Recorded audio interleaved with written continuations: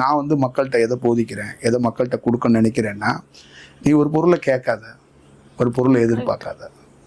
நீ கேட்காம இருந்தனா அது உனக்கு துன்பமாக மாறாது.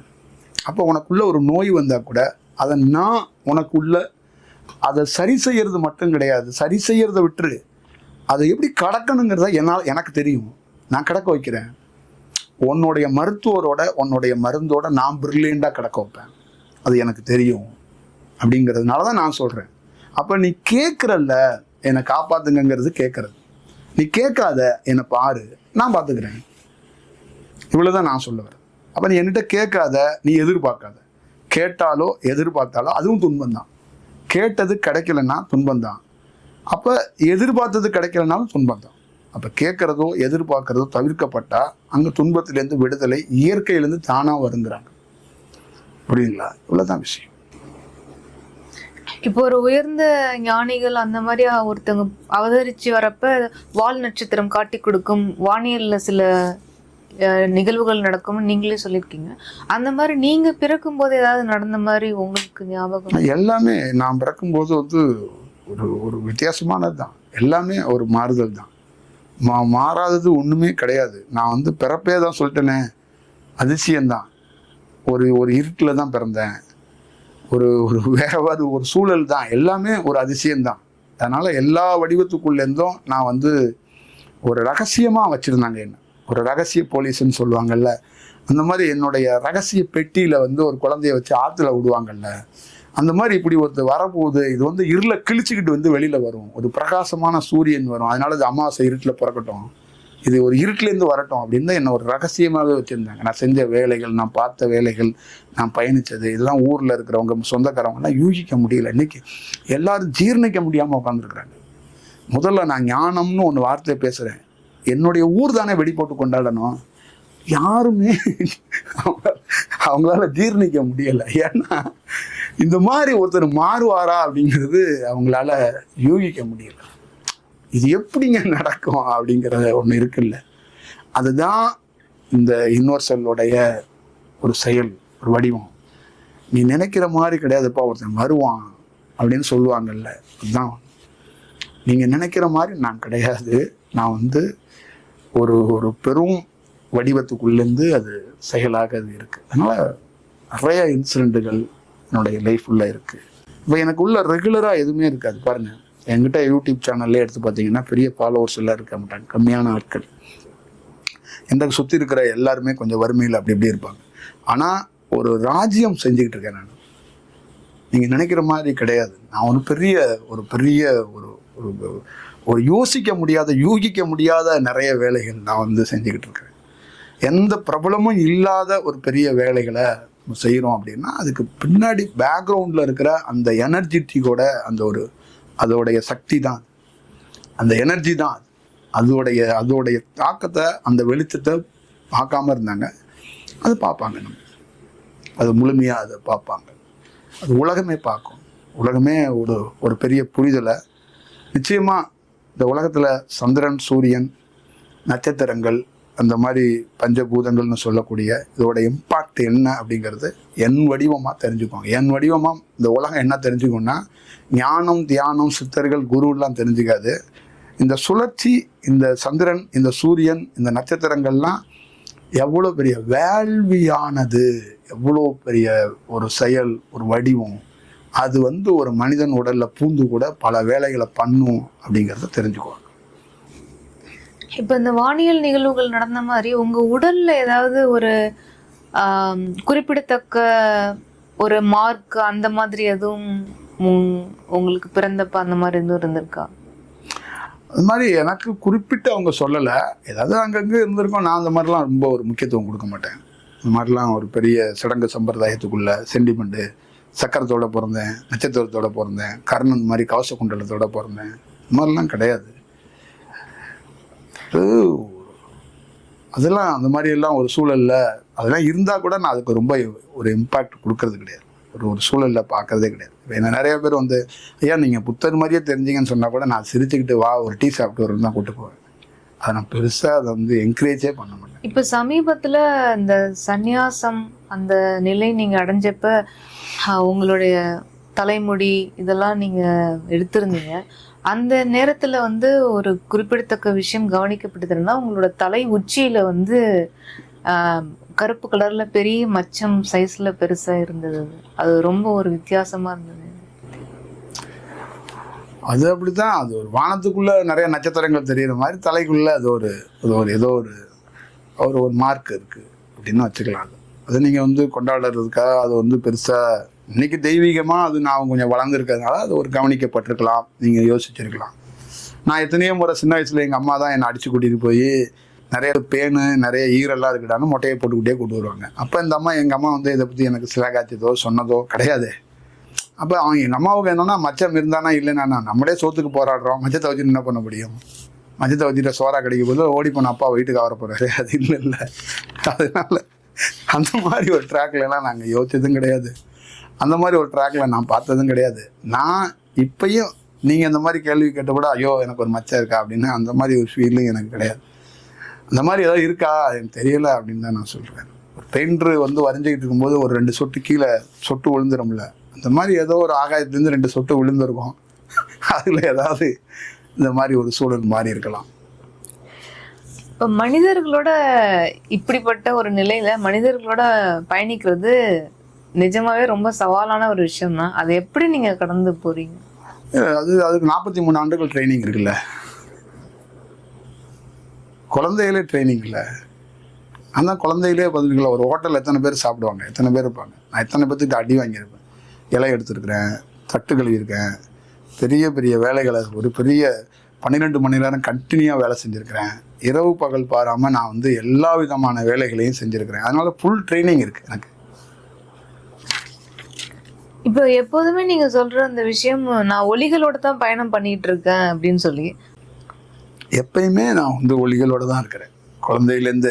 ஏன்னா நிறைய மனிதர்கள் என் பக்கத்தில் இல்லை, அதனால தூங்கும்போது நட்சத்திரங்கள் இந்த மாதிரி எதாவது பார்த்துக்கிட்டு நிலவை பார்த்துக்கிட்டு இந்த மாதிரி என் கூட வந்து இந்த மாதிரி ஏதாவது ஒரு ஒலிகள் இந்த மாதிரி சூழல் தான் எனக்கு கூட ட்ராவல் ஆனது. இன்றைக்கி கொஞ்சம் இவங்களே கொஞ்சம் நமக்கு நல்லா இருக்கிறாங்கப்பா, மனிதர்களோட பெட்டராக இருக்கிறாங்க அப்படின்னு எனக்கு தோணும்.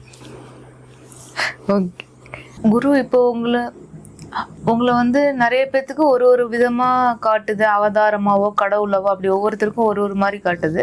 சிலருக்கு வந்து நீங்க தியானம் பண்ண இடத்தையோ அந்த இடங்கள்ல இருந்த விஷயங்கள் காட்டியிருக்க.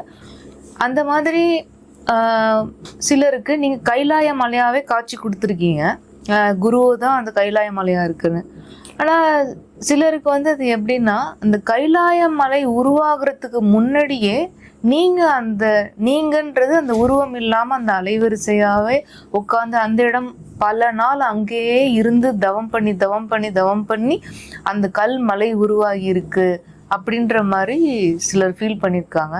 நீங்களும் ஒரு காணொலி சொல்லியிருப்பீங்க, அது வந்து சுவாச மலை, சுவாசம் அங்க இருந்து அது சுவாச மலையானது அது அப்படின்னு சொல்லி. இது ரெண்டுத்துக்கும் அந்த தொடர்பு அது எப்படி? இப்போ நிறைய இடங்கள்ல வந்து அந்த மலையோ அந்த சில இடங்கள் வர்றதுக்கு முன்னாடியிலே ஒரு பெரிய சுழற்சி வந்து இருந்திருக்கு அப்படிங்கிறது நிதர்சனமான உண்மை. அப்போ நம்ம நிறைய இடங்களில் வழிபடுற நிறைய இடங்களுக்கு மூத்ததாக அந்த பெரிய அலைவரிசைகள் இருக்குது அப்படிங்கிறத உண்மையாக நம்ம வந்து சொல்ல முடியும். அதை எப்படி நீங்கள் வந்து ஒரு ஊர்ஜிகமாக படுத்திக்கணும் அப்படின்னா, உங்களுக்குள்ள நீங்கள் எப்போ உருவத்தையோ எப்போ வேற ஒரு வடிவத்தை விட்டுட்டு வரும்போது நீங்கள் வந்து டோட்டலாக இப்போ என்ன பின்பற்றுறவங்க எல்லாம் காட்சியாக அந்த மாதிரி பார்க்குறாங்க, இந்த மாதிரி ஒரு ஃபீல் பண்ணுறாங்க. கைலாய மலையாக பார்க்குறாங்க, ஒரு மரமாக பார்க்குறாங்க, இல்லை வெவ்வேறு வடிவத்தில் வெவ்வேறு குருநாதர்களுடைய வடிவத்தில் என்ன பார்க்குறாங்க. இப்போ இதெல்லாம் உங்களுக்குள்ள இந்த காட்சி வடிவம்லாம் ஒரு நாள் அப்படி கரைந்து போயிடும். இதை தாண்டி ஒன்று நிஜமாக ஒரு ஒரிஜினலாக என்னோட நீங்கள் நிலச்சி நிற்கிறதுக்கு ஒரு வடிவம் இருக்குது. அந்த வடிவத்தை நீங்கள் வந்து உணரணும், பார்க்கணும். அதுதான் ரொம்ப முக்கியம். ஒரு குருக்கிட்ட என்ன ரொம்ப இம்பேக்ட் என்னன்னா, குரு நிறைய மாறுவார். அந்த தோற்றங்களில் அந்த வடிவங்களில் நிறைய மாறுவார். ஆனால் அந்த மாறுதல் வந்து அவருடைய ஒரிஜினலா அப்படின்னா அது இல்லை. அது அந்தந்த இடத்துல அந்த அலைவரிசையாக அவர் வந்து வெவ்வேறு தன்மைகளில், வெவ்வேறு டோனில், வெவ்வேறு கலரில் அவர் தெரிவார். ஆனால் அவர் ஒரு ப்ராப்பராக ஒரு இடத்துக்குள்ள நிஜமான அந்த ஒரு வடிவத்தை அவர் காட்ட ட்ரை பண்ணால் கூட இங்கே பார்க்க முடியாத ஒரு சுச்சுவேஷன் நிறைய பேருக்கு இருக்க காரணம் அவங்களுடைய அந்த போதிய வளர்ச்சி வந்து அது அப்படி இருக்கிறதுனால அதை கிரகித்து அதை பார்த்துட முடியாது. அதுதான் அதை வந்து சொல்கிறது வந்து உணர்தல். அப்போ அந்த உணர்தல் வந்து இந்த உணர்தல் புரிதல் ஏற்பட்டால் மட்டும்தான் அதை வந்து நம்ம வந்து பார்க்க முடியும். என்னோட பழகிற எல்லா மாணவர்களும் எல்லா ஸ்டூடெண்ட்டும் வெவ்வேறு விதமான ஒரு ஒரு வழிமுறைகளை என்கிட்ட பார்த்துருக்காங்க. குண்டலினி சக்தி சம்பந்தமாக, நெற்றிக்கண் சம்பந்தமாக, சக்கரம் சம்பந்தமாக, நாகம் சம்பந்தமாக, பதஞ்சலியோட யோக சூத்திரத்தில் நான் பெரிய வடிவத்துக்குள்ளே பேசியிருக்கேன். தமிழ்நாட்டில் நான் நிறைய கோவில்களை கொண்டாடி இருக்கிறேன். நிறைய ஜீவ சமாதிகளை பற்றி நான் நிறைய ஒரு விளக்கங்கள் கொடுத்துருக்கிறேன். கடல்களை பற்றி பேசியிருக்கேன், நதிகளை பற்றி பேசியிருக்கேன், மலைத்தொடர்களை பற்றி பேசியிருக்கிறேன். நிறைய ஒரு நல்ல நல்ல வடிவங்களில் இருக்கிற 3 மதத்தை பற்றி, இஸ்லாம், கிறிஸ்துவ, ஹிந்துவை பற்றி பேசியிருக்கிறேன். பிற மதங்களை பற்றி பேசியிருக்கிறேன். இதெல்லாம் வடிவங்கள் எல்லாமே எனக்குள்ள அந்த பரிணாமத்துக்குள்ள அந்த டோனுங்கிறது ஒரு ஒரு ஒரு கலர், ஒரு ஒரு ஒரு ஒரு ஒரு ஒரு இடத்துக்குள்ளே போகும்போது ஒரு பல்வேறுபட்ட அந்த கலர்ஸ் இருக்குது. அந்த கலர்ஸை நான் வந்து கறக்கும்போது அந்த கலர்ஸ் உங்களோட தன்மைகள் எல்லாம் எனக்கு ஒட்டிக்குது. அப்போ அந்த கலர்ஸாகவே நான் கொஞ்ச நாள் வாழ்கிறேன். அப்போ என்னுடைய உரைகள், என்னுடைய சக்சங்கள்லாம் எப்படி இருக்குன்னா, ஒரு நீல நிற கலர் வந்து எனக்கு ஒட்டிக்கிச்சு. அப்போ நான் 6 மாதம் நீளமாகவே இருந்து பேசுகிறேன். அப்போ கிராஸ் பண்ணி போகிறேன், ஒரு இடத்துல மஞ்சள் நிறங்கள் எனக்கு ஒட்டிக்கிச்சு. அப்போ மஞ்சள் நிறத்துக்குள்ளே இருக்கிற தன்மைகள், அதோடைய எங்கெங்கெல்லாம் இந்தியாவில் அந்த மஞ்சள் நிறத்தோட தாக்கம் இருக்கோ அதையாவே பேசுகிறேன். அதே மாதிரி ஒரு இடத்துல வெள்ளை நிறம் எனக்கு ஒட்டிக்கிச்சு, பிளாக் நிறம் ஒட்டிக்கிச்சு. அந்த மாதிரி நிறைய வடிவங்களில் என்னுடைய உரைகள் வந்து இருந்திருக்கு. அப்படிங்கிறத நீங்கள் அவசியமாக பார்க்கணும். ஒரு இடத்துல இந்த நிறங்கள்லாம் கடந்து நிறங்களே இல்லாத ஒரு தன்மையில், ஒன்றும் இல்லாத ஒரு வடிவத்துக்குள்ள இதை மாதிரி வந்த உங்கள் குரு இன்னைக்கு வந்து எப்படி இருக்கிறாருன்னா, ஒன்றும் இல்லாமல் எல்லா நிறங்களையும் அப்படி கிராஸ் பண்ணி வந்துட்டு இப்போ நிறங்களை கூட அவர் விரும்பாத ஒரு தன்மையில், ஒரு சூழலில், ஒரு உணர்வுகளில் நான் இருக்கிறேன். அப்படிங்கிறத இந்த படம் மூலியமாக, இந்த மாதிரி இந்த பணி மூலியமாக நான் மாணவர்களுக்கோ இல்லை உலகத்துக்கோ சொல்லிக்கிறேன். இப்போ இந்த மருத்துவத்தில் வந்து ஆரம்ப காலகட்டத்தில் வந்து நீங்கள் தொட்டு சிலர் சரி பண்ணியிருக்கீங்க, நிறைய விதத்தில் குணப்படுத்தியிருக்கீங்க. இப்போ வந்து பார்வையால் குணப்படுத்துறது நடந்துகிட்டு இருக்குது. அது வந்து அதை பற்றி விரிவாக கொஞ்சம் சொல்லுங்கள். இல்லை, நான் நிறைய ஆரம்ப காலகட்டத்தில் அந்தந்த கலர்ஸ், அந்தந்த டோனுக்கு ஏற்ற மாதிரி நான் வேலை செஞ்சுருக்கேன்னு சொல்கிறேன். நான் அதிகமான டோனில் வேலை செஞ்சது ஒயிட்டு, ப்ளூ. இதுதான் அதிகமாக நான் வேலை செஞ்சுருக்கிறது. ப்ளூ வந்து எனக்கு வந்து பதஞ்சலியோட யோக சூத்திரத்துலேருந்து நான் வேலை செஞ்சது. ஒயிட்டு வந்து ஒரு சுத்தமான வேற ஒரு தருணத்தில் நீங்கள் கர்த்தருடைய ரிஃப்ளெக்ஷனோ இல்லை வந்து நம்ம புத்தரோட ரிஃப்ளெக்ஷனுக்கெல்லாம் என்னுடைய ஒயிட்டு இது வந்து ஒரு மிகப்பெரிய காரணமாக இருந்தது. நீலம் வந்து முழுக்க எனக்கு வந்து ஆதிசேஷனுடைய, பதஞ்சலியோடைய காரணமாக இருந்தது. எல்லோ வந்து பார்வதி தேவியோட அந்த ஆதிசக்தியோடைய காரணமாக அது இருந்திருக்கு. எனக்கு முழுக்க அதெல்லாம் அந்த வடிவங்கள் எல்லாத்தையும் வரும்போது அந்தந்த காலகட்டத்துக்கு ஏற்ற மாதிரி நான் வந்து தொட்டு தீட்சை கொடுத்தோ, இல்லை ஒருத்தர் தலையில் கையை வச்சு ஆசீர்வாதம் பண்ணியோ, இல்லை நீரில் தெளிச்சோ, நீர் சம்மந்தமாக நிறையா வைத்திய முறைகளோ நிறைய விஷயங்களையும் நான் வந்து எடுத்துகிட்டு வந்திருக்கிறேன். அப்போ வந்து ஒரு நீர்லேயே வந்து ஒருத்தரை வந்து ஒரு நல்ல ஒரு தன்மைக்கு கொண்டு வர முடியும் அப்படின்னு எனக்குள்ள ஒரு பெரிய தாக்கம் எனக்குள்ளே இருந்துச்சு. அதனால் அதை செவ்வாய்க்கிழமையில் அந்த நீர் சம்மந்தமாக, நீர்லேயே நிறைய ஹெல்த் சம்மந்தமாக இருக்கிறவங்களுக்கு நான் நிறைய பணி செஞ்சுருக்கிறேன்.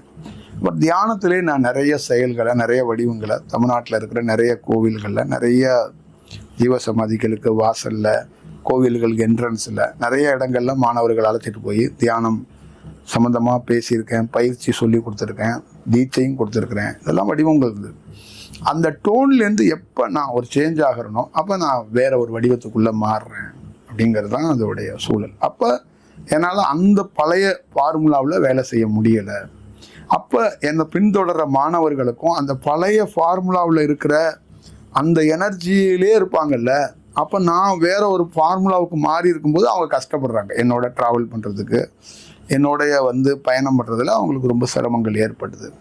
அதுதான் ஒரு குரு வந்து நிரந்தரமாக இதுதான் இப்படியே இங்கே தான் உட்காந்துருப்பாரு அப்படிங்கிறத அது நம்ம கருத முடியாதுங்கிறது தான். இதுக்கு நீங்கள் உதாரணமாக சூரியனே நீங்கள் பார்த்தீங்கன்னா காலையிலேருந்து இரவு அந்த ஈவினிங் மறையறதுக்குள்ளே பல்வேறுபட்ட டோன் வந்து மாறிக்கிட்டே இருக்கும். அந்த மாதிரி தான் ஒரு குருவோடைய சேஞ்ச் ஓவர் வந்து தியானத்தில் அது நடந்துக்கிட்டே இருக்கும். அவர் ஒரு இடத்துக்குள்ளே அப்படியே போயிடுவார், ஸ்வங்கன்னு மேலே போயிடுவார் அப்படிங்கிறது தான். அப்படி தான் எனக்குள்ள நடந்திருக்க விஷயம். இப்ப அந்த சித்துன்றது அது எப்படி, அது வந்து இயல்பாவே அது இருக்குதா? இயல்பா இருக்குன்னு சொல்லியிருக்கீங்க, நான் எதுவுமே பண்ணது கிடையாது, இயல்பாவே அது இருக்குது அப்படின்னு. சித்து 2 பேட்டர்ன்ல இருக்கு. நீங்க உங்களுக்கு இடுப்புல குண்டலினி சக்தி விழிக்கும் போதே சித்து வரும், நாக்கு வாக்கு சித்து வந்துடும். உங்களுக்கு வந்து மேஜிக் பண்றதுக்கான வாய்ப்புகள் உருவாக்கப்படும். இந்தியாவில் அந்த மாதிரி நிறைய மேஜிக் பண்ணியிருக்கிறாங்க. சில சக்ராஸ் விழிக்கும் போதோ இல்லை குண்டலினி சக்தியில முதுகு தண்டுவட நல்ல ஒரு செயல்பாட்டில் இருக்கும்போது கண்டிப்பாக அவங்களுக்குள்ள ஒரு மேஜிக் வந்து அவங்களால நிகழ்த்த முடியும். எந்த பொருளை கேட்குறாங்களோ இல்லை எந்த பொருள் கிடைக்கும்னு சொல்கிறாங்களோ அந்த மாதிரி சொல்ல முடியும். சித்திலே இன்னொரு பல்வேறுபட்ட பிரிவுகள் இருக்குது. நடக்க போகிறத சொல்கிறது, அப்புறம் அவங்க வரும்போதே பார்த்துட்டு நீங்கள் யார், உங்களுக்கு என்ன ப்ரீவியஸாக நடந்துச்சுன்னு அதை சொல்கிறது. அடுத்தது வந்து நாளைக்கு நடக்க போகிறத சொல்கிறது. இந்த மாதிரி நிறைய விஷயங்களை இந்தியாவில் நிறைய பேர் இந்த ஞானி குருன்னு சொல்கிறவங்க, மகான்கன்னு சொல்கிறவங்க பண்ணியிருக்கிறாங்க. என்னுடைய வாழ்க்கையில் இந்த மாதிரி ஒரு பேட்டர்னில் இல்லாமல் நான் ஆரம்ப காலகட்டத்திலேருந்து என்னுடைய வடிவங்கள் வெவ்வேறு தன்மைகளில் தான் நான் வந்து பணி செஞ்சுருக்கிறேன். பெரியதாக சித்தா அந்த மாதிரி இல்லாமல் இயல்பாகவே அதை வந்து சித்து மாதிரி பணி செஞ்சுட்டு தான் வந்திருக்கிறேன். இன்னைக்கு வந்து என்னுடைய இயல்பு தன்மையே ஒரு அசாத்தியமான ஒரு செயலை வந்து என்னால் செய்ய முடியும் அப்படிங்கிறது தான் எனக்கு வந்து இருக்கிற ஒரு சூழல் அப்படின்னு நான் நினைக்கிறேன். அப்போ எனக்குள்ள அந்த மாதிரி ஒரு சித்து கிடைச்சிருந்துச்சுன்னா ரொம்ப ஒரு ஒரு வேற மாதிரி ஒரு விளைவுகளை கூட நான் சந்திச்சிருப்பேன். இந்த வெட்டவெளி அப்படிங்கிற இடத்துக்கு நான் வந்திருக்க மாட்டேன் அப்படிங்கிறதுல உறுதியாக தெரியும். அப்போ என்னை காப்பாற்றப்பட்டது எனக்கு ஒரு பெரிய சித்து, பெரிய பெரிய அதிசயம் செஞ்சு இந்த மக்களை அட்மையர் பண்ணி மக்களை வந்து ஒரு இன்ட்ராக்ட் பண்ணி இந்த மாதிரி நான் ஒரு வேலையை நான் செஞ்சு இருந்தேன் அப்படின்னா நிச்சயமாக இந்த மாதிரி ஒரு அனுபவத்தை உங்களுக்கு முன்னாடி உட்காந்து நான் பேசிக்கிட்டு இருந்திருக்க மாட்டேன். இந்த மாதிரி ஒருத்தனை நீங்கள் பார்த்துருக்கவே முடியாது. இந்த மாதிரி எக்ஸ்பீரியன்ஸு என் வாயிலேருந்து வந்திருக்காது. அப்போ நான் காப்பாற்றப்பட்டதுக்கும் நான் இந்த மாதிரி விஷயத்துக்கு மாறினதுக்கும் இந்த மாதிரி வெளிப்படையாக ரொம்ப ஒரு விளம்பரதாரர் மாதிரி மாறாமல் கொஞ்சம் கட்டுப்பாட்டோட பயணம் பண்ணுறதுக்கு வாய்ப்பு வழங்கப்பட்டு அதில் வந்ததுனால தான் தப்பிக்கப்பட்டேன். இப்போ வந்து ஆரம்ப காலத்துலேருந்து மருத்துவத்தில் நிறைய பேர்த்துக்கு சொல்லியே பண்ணியிருக்கீங்க, உனக்கு இந்த ப்ராப்ளம் இருக்குது, இது சரியாயிடும் அப்படிலாம் சொல்லி நிறைய பேர்த்த குணமாக்கியிருக்கீங்க, மாணவர்கள் சொல்லியிருக்காங்க. இப்போ பார்வையால் அந்த விஷயங்கள் நடக்குது. இதோடைய தொடர்ச்சியாக தான் அந்த அன்னதானம், அந்த சாப்பாடு அப்படின்னு சொல்லி திருவண்ணாமலையில் ஒரு விஷயம் நடந்துட்டுருக்கு. அது எப்படி அதோட தொடர்ச்சி அது நடக்குது? இந்த அன்னதானம் பொறுத்தளவுக்கு ஒரு ஒரு ஒரு எனர்ஜியான ஒரு சூழல் தான் அது. அது வந்து என்னுடைய வளர்ச்சியை தான் அது வந்து பிரதிபலிச்சிச்சு. என்னுடைய மாற்றத்துக்கு அங்கே ஒருத்தர் இப்படி மாறினார்னா அவர் நிச்சயமாக ஒரு உணவை கூட மருந்து மாதிரி கொடுப்பாரு அப்படிங்கிறதுக்கான ஒரு வாய்ப்பு தான் திருவண்ணாமலையில் அன்னதானம். திருவண்ணாமலையை பொறுத்தளவுக்கு அன்னதானம் வந்து ஒரு குருவோடைய சாப்பாடு, ஒரு குருவோடைய ஆசிரமத்தில் நடக்கிற விஷயம், ஒரு சாமிக்கான பிரசாதம் அப்படிலாம் தாண்டி நான் பார்க்கறது இந்த வெட்டவெளியிலேருந்து ஒரு ஒரு ஒரு ஒரு மனிதனுக்கு ஏதோ ஒரு வடிவத்தில் ஒரு நல்ல சூழலை உருவாக்குறதுக்கு அது ஒரு எனர்ஜியாக தான் நான் பார்க்குறேன். அதை ஒரு காற்றாக தான் பார்க்குறேன். இந்த மாதிரி ஒரு சூழல் தான் திருவண்ணாமலையில் இருக்கிற அன்னதானம். ரொம்ப ரொம்ப அரிதான ஒரு சூழல், ரொம்ப அரிதான ஒரு சூழல் தான் நான் கருதுகிறேன். நிச்சயமாக அது ஒரு பின்னாட்களில் அது ஒரு பெரிய வரலாறாகவும் அது ஒரு பெரிய நீண்ட ஒரு டிஸ்கஷனையும் என்னுடைய லைஃப்லேயே நான் செஞ்ச வேலையிலே ஒரு முதன்மையான வேலையாகவும் முதல் இடத்தை பிடிக்கக்கூடிய ஒரு இடமாக அன்னதானம் இருக்கும். திருவண்ணாமலையில் நடக்கிற அந்த அன்னதானம் வந்து ஸ்பெசிஃபிக்காக வந்து அது ஒரு ரொம்ப ஒரு பெரிய பேசும் பொருளாக தான் இந்த நிமிஷம் வரைக்கும் அது பேசும் பொருளாக தான் எனக்கு இருக்குது. அது நான் அப்படி தான் பார்க்குறேன். ஏன்னா நிறைய ஏழைகளோட நிறைய கஷ்டப்படுற மக்களோட நான் பயணிக்கணும்னு நினைக்கிறேன். ஆனால் அவங்களுக்கும் எனக்கு என்னென்னா ஒரு புரிதல் இல்லை. என்ன மாதிரி ஒருத்தரை எப்படி பழகணும், என்ன மாதிரி ஒருத்தரோட எப்படி பயணிக்கணும்னு அவங்களுக்கு தெரியலை. தியானத்தை பற்றியோ இல்லை ஞானத்தை பற்றியோ தெரியல. அவங்கள பொறுத்தளவுக்கு ஏதோ ஒரு பொருள் வேணுங்கிறாங்க, ஒரு ஆசைப்படுறாங்க, இந்த மாதிரி இருக்குது. அப்போ அவங்களுக்கு என்ன அப்படிங்கிறத இந்த வெட்டவெளியிலேருந்து அவங்க மாறுறதுக்கு அப்போ என்னுடைய உரை, என்னுடைய பயிற்சி அதெல்லாம் தாண்டி இந்த உணவு வந்து அவங்க கூட பயணிக்குது, அவங்க கூட ஒரு பெரிய வேலையை செய்யுது. அதுக்கு நான் வந்து ஒரு உணவை வந்து ஒரு டூலாக எடுத்துக்கிட்டேன். இப்போ எனக்கு வந்து அவங்களுக்கு தியானம் கற்றுக் கொடுக்கணும்னு ரொம்ப பிரியம். அவங்களோட ஏழைகளோட பயணிக்கணும்னு என்னுடைய ரொம்ப ரொம்ப நான் ரொம்ப ஒரு துடிப்பாக இருக்கிறேன் நான். என்னுடைய ஒரு நோக்கமே என்னன்னா, நான் சாலையில் இறங்கி பல ஏழைகளோட பயணிக்கணும்னு நினைக்கிறேன். நான் ஒரு தண்டவாளம் இல்லாத ஒரு ரயிலாக நகரம் குழுக்க சுற்றி வரணும்னு நான் ரொம்ப விருப்பப்படுறேன். அந்த மாதிரி ஒரு சூழல்ல இருக்கும்போது மக்கள் அதுக்கு தயாராக இல்லை. நிறைய பொருள் கேட்குறாங்க, பொன் கேட்குறாங்க, பணம் கேட்குறாங்க, இல்லை நோய்க்கு தீர்வு கேட்குறாங்க, ஏதோ கேட்டுக்கிட்டே இருக்கிறாங்க. அவங்க அவங்களோட அவங்க வீட்டுக்கு நான் வர்றேன், அவங்களோட நான் கனெக்ட் ஆகிறேன், அவங்க தெருவுக்கு வர்றேன், அவங்களோட பயணிக்கிறேன், என்னோட அவங்க டைம் ஸ்பெண்ட் பண்ண மாட்டுறாங்க. அப்போ ஏதோ ஒரு பொருளை கேட்டு என்னை ஒரு வியாபாரி மாதிரியோ, என்னை ஒரு தனி மனிதன் மாதிரி என்னை அந்நியப்படுத்த பார்க்குறாங்க, என்னை விளக்குறாங்க, என்னை ஒரு கடவுள் குருன்னு எனக்கு ஒரு போஸ்டிங் கொடுத்து என்னை ஒரு அந்நியப்படுத்தி தள்ளி விடுறாங்க. நான் ஒரு வணிக சந்தையில் இருக்கிற ஒரு கப்பலில் தாங்கி வர ஒரு கப்பலுக்குள்ளே கட்டப்பட்ட ஒரு பார்சல் மாதிரி, ஒரு பெரிய வெளிநாட்டுக்கு போகிற ஒரு பார்சல் மாதிரி நான் கட்டப்பட்டு அங்கே போய் அவுக்கப்பட்டு ஒரு நகரத்துக்குள்ளே வச்சு ஒரு பஜாரில் வச்சு என்னை விற்கப்படுற மாதிரி நான் ஃபீல் பண்ணுறேன். அதை பிரேக் பண்ணுறதுக்கு எனக்கு ஒரு வழி தெரியல. அதில் எனக்கு பிரபஞ்சம் கொடுத்தது, இந்த உணவு மூலியமாக மக்களை ஒரு இன்ட்ராக்ட் பண்ணி மக்களுக்கு தேவையானதை ஒரு நன்மையை செய்ய முடியும். தமிழ்நாட்டில் இந்தியாவில் எனக்கு உணவுக்கான இன்ஸ்பிரேஷன் யாரும் கிடையாது. இந்த மாதிரி உணவை யாராவது ஒருத்தர் கொடுத்துருப்பாங்கன்னா நிச்சயமாக கொடுத்துருக்க மாட்டாங்க. உலகத்திலே நான் கொடுத்துருக்கிறது, நான் செய்கிறது இது ஒரு புதுமையான விஷயம். நான் உணவு கொடுக்கல, நான் என்னுடைய கலையை அவங்ககிட்ட கொடுக்க ட்ரை பண்ணுறேன். நிறைய பேருக்கு இது தெரியலை. நான் ஏதோ சாப்பாடு போடுறேன், பசியாத்துறேன்னு நினைக்கிறாங்க. அது என்னுடைய உண்மையான கலை. அது என்னுடைய வடிவத்தை நான் மக்களோட கனெக்ட் பண்ணணும், மக்களோட ட்ராவல் பண்ணணும்னு நினைக்கிறேன். அப்போ என்னுடைய கலையை உணவு வடிவத்தில் அவங்களுக்கு பிடிச்ச நெருக்கமாக இருக்கக்கூடிய அந்த உணவுலேருந்து அதை எப்படியாவது அதை அவங்களுக்கு கொடுக்கப்படணும்னு தான் அதை ட்ரை பண்ணுறேன். அதனால் என்னுடைய இவ்வளோ நீண்ட நெடிய பயணத்தில் ரொம்ப ஒரு மறக்க முடியாத ஒரு தருணங்கிறது திருவண்ணாமலையில் நடக்கிற அது உணவு. அது வெறும் உணவு கிடையாது. அதனால தான் உணவுக்கு ஒரு திருவிழான்னு எதுக்கு அந்த உணவு திருவிழா கூட வச்சோம், தொடர்ந்து அந்த உணவை கொடுத்தோம் அப்படின்னா இதுக்குள்ளே அப்படி ஒரு ரகசியம் இருக்குது. நிச்சயமாக ஃபியூச்சரில் அது நிறைய பேர் அதை உணர்வாங்க, நிறைய பேர் அதை ஃபீல் பண்ணுவாங்க. என்கிட்ட தியானத்துக்காக பயணிக்கிற மாணவர்கள் எப்படியோ இந்த மாதிரி திருவண்ணாமலையில் யாரெல்லாம் உணவு எடுத்துக்கிறாங்களோ அந்த மக்கள் ஒரு நாள் வாழ்க்கையில் மறக்க முடியாத ஒரு ஆகஸ்ட் 15 அன்னைக்கு சுதந்திரம் கிடைச்சிருச்சுன்னொன்னே நம்ம நாட்டில் வெடி போட்டு கொண்டாடுற மாதிரி இந்த உணவு இங்கே யார் எடுத்துக்கிறாங்களோ அவங்க ஒரு நாள் கண்டிப்பாக அவங்களுக்குள்ள ஒரு சுதந்திரத்தை பார்ப்பாங்க அப்படின்னு எனக்கு நம்பிக்கை இருக்குது. எனக்கு தெரியும் சுதந்திரம் அவங்களுக்கு கிடைக்கும் அப்படின்னு எனக்கு மட்டும்தான் தெரியும். அவங்க வெறும் பசியாறிட்டு போகிறது மட்டும்தான் அவங்க நினைக்கிறாங்க. அவங்களுக்கு ஒரு சுதந்திரம் கிடைக்க போகுதுன்னு எனக்கு மட்டுமே தெரிஞ்ச ரகசியம் இந்த வீடியோ மூலியமாக நான் உலகத்துக்கு அறிவிக்கிறேன். அதனால் என்னக்கிட்ட இருந்து வர்றது மூட நம்பிக்கை, சுவாமி, குரு இந்த மாதிரி போதனையும் வராது, இந்த மாதிரி எந்த திட்டமும் வராது. ஒரு நடிகர்கள், ஒரு அரசியல் பொலிட்டிக்கலில் இருக்கிறவங்க மாதிரி ஒரு தேர்தல் அறிக்கை மாதிரி ரெகுலர் ஃபார்முலாவில் எதுவுமே இருக்காது. ஒரு வேற மாதிரி ஒரு தருணத்துக்குள்ள ஒரு செயலாக தான் இருக்கும். அது ஒரு ரியலாக எல்லா ரூபத்துலேயும் அதை மக்களை கனெக்ட் பண்ணுறது தான் என்னுடைய வடிவமாக இருக்கும் அப்படிங்கிறத நான் சொல்ல நினைக்கிறேன். இது முழுக்க ஒரு ஒரு ஒரு மனிதனுடைய வாழ்வியலுக்காக, மனிதனுடைய சுதந்திரத்துக்காக, ஒரு மனிதனுடைய அந்த செல்ஃப் ரியலைசேஷனுக்காக தொடங்கப்பட்டது தான் இந்த அன்னதானம். இது வெறும் அன்னதானமாக இருக்காது, நிச்சயமாக ஒரு விடுதலையை ஏற்படுத்தும். இது நிச்சயமாக பல நாள் சிறை தண்டனையில் இருக்கக்கூடிய மனித பிறப்பில் இருக்கிற, மனித வடிவத்தில் இருக்கிற, மனித குலமாக இருக்கக்கூடிய, தன்னுடைய வீட்டிலேயே தன்னுடைய நகரமோ, தன்னுடைய வேலையோ, தன்னுடைய மனைவியோ, குழந்தையோ அது ஒரு சிறை என்று தெரியாத வாழ்கிற, தனக்கே துன்பத்தை கொடுத்துக்கிற ஒரு தனி மனிதனுக்கும் இந்த துன்பத்திலேருந்து விடுபடுவது, இந்த ஆசை என்றும் பெரும் மாயையிலேருந்து விடுபடுறதுக்கு திருவண்ணாமலையில் இருக்கிற வெட்டவெளி அன்னதானம் ஒரு விடுதலை அளிக்கக்கூடிய ஒரு மிகப்பெரிய பிரம்மாண்டமான ஒரு ஆயுதமாக இருக்கும். நான் ஒரு ஆயுதம், ஒரு போர் செய்யக்கூடிய ஆயுதமாக, ஒரு நெருப்பாக, அக்னியாக நான் நிற்பேன். எந்த சூழல்லையும் நான் ஒரு அக்னியாக நிற்பேன். அதே மாதிரி தான் என் கூட இருக்கிற அந்த யூடியூப் சேனலும் ஒரு அக்னியாக நிற்கும். திருவண்ணாமலையில் இருக்கிற அன்னதான கூடமாக அப்படி தான் நிற்கும். எந்த ரூபத்தில் நீங்கள் பார்த்தனாலும் அங்கே ஒரு கனல், அங்கே ஒரு நெருப்பு, அங்கே ஒரு வடிவம் இருக்கும். என்னையோ என்னுடைய யூடியூப் சேனல்லையோ இந்த அன்னதான கூடத்தையோ பிரிச்சே பார்க்க முடியாது.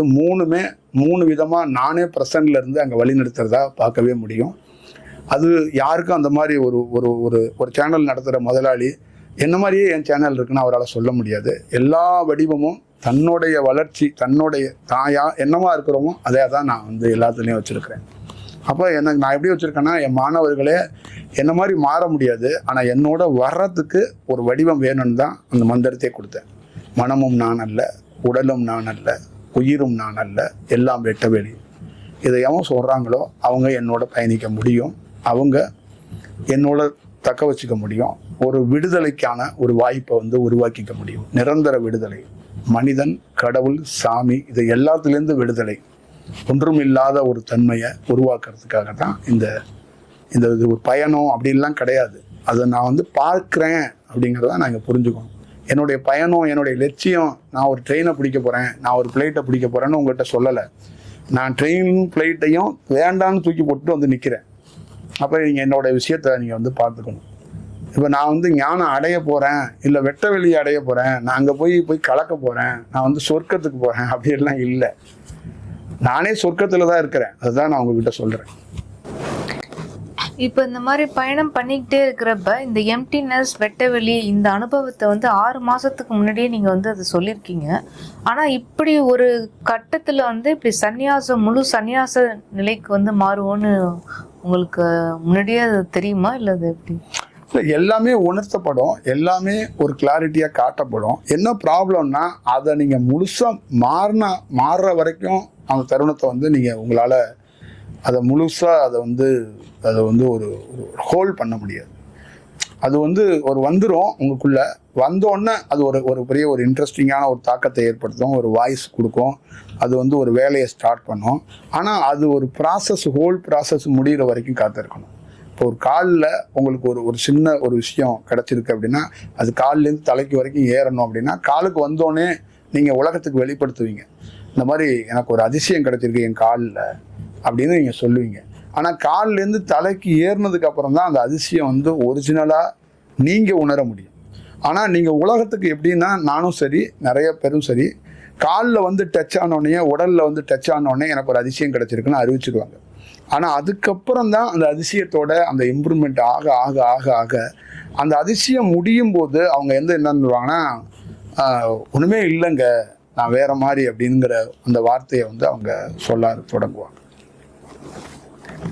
இப்போ ஒரு கட்டத்துல வந்து உங்களோட வளர்ச்சிக்கு ஏத்த மாதிரி நீங்க தியானத்துல முன்னேறி வர ஒரு செயலா உங்களை விட்டு போகிறப்ப குடும்பத்தை விட்டு பிரியறதுக்கான ஒரு சூழ்நிலை வந்ததா? குடும்பத்தை விட்டு பிரியறதுக்கான ஒரு சூழல் வந்து அதை நான் ஒரு துன்பமாகவோ, அது கடினமாகவோ, அது பிரியறதாகவோ அதை நான் பார்க்கல. அதையும் நம்ம வந்து ஒரு நல்ல சூழலாக தான் அதை எடுத்துக்கிட்டேன். ஒரு நல்ல பேஸ், என்னோட குழந்தைகளுக்கு, என்னோட மனைவிக்கு ஒரு நல்ல வாய்ப்பை கொடுத்துருக்கேன். ஒரு இண்டிபெண்ட்டாக அவங்க நின்று அவங்க லைஃப்பை அவங்க பார்க்கறதுக்கு ஒரு வாய்ப்பை பார்க்குறேன். 10 அடி தள்ளி நிற்கிறேன், அவங்கள நான் கவனிக்கிறேன். நிச்சயமாக அவங்களுடைய கவனம், அவங்களுடைய வேலை, அவங்களுடைய பணியெல்லாம் எப்படி இருக்குது அப்படிங்கிறதுக்காக தான் அந்த பிரிவை நான் வந்து பார்க்குறேன். அப்புறம் இன்னொரு விஷயம், இந்த பொருள்லாம் ஏன் கிடச்சிச்சு அப்படிங்கிறத நான் தெரிஞ்சுக்கிட்டேன். அதுதான் ஞானம்.